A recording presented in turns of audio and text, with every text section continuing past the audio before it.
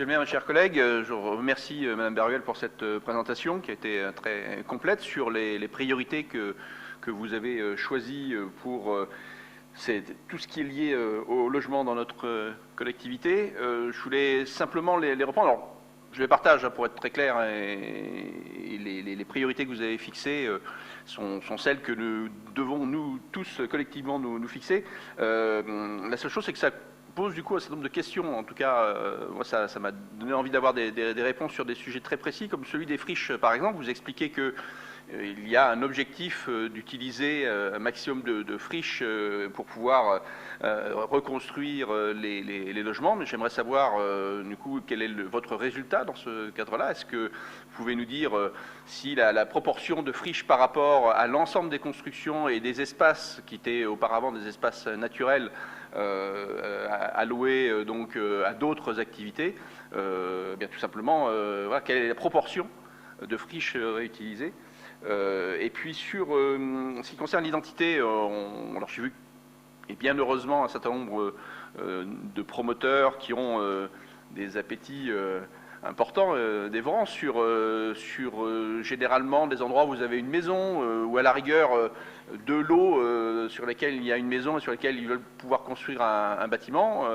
avec de nombreux logements pour évidemment rentabiliser leur investissement.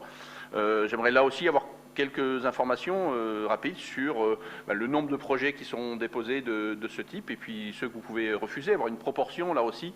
de refus par rapport à ceux qui pourraient être acceptés. Et puis pour ce qui est des logements insalubres, alors moi je suis très heureux de voir qu'il y a, enfin ça fait quelques années que régulièrement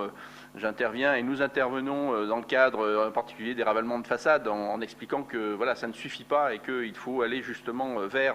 la rénovation énergétique des logements. Bien vous demandez là aussi, alors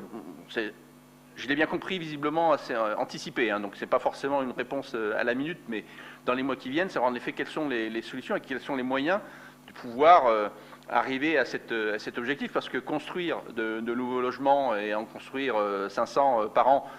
bon, si ça se fait, encore une fois, évidemment, sur des friches, pourquoi pas, mais vous savez bien, évidemment, que l'immense majorité des logements dans notre commune sont des logements qui sont à réhabiliter, et non pas à détruire pour reconstruire ou obtenir de nouvelles constructions. Et donc, dans ce cadre-là, vous avez...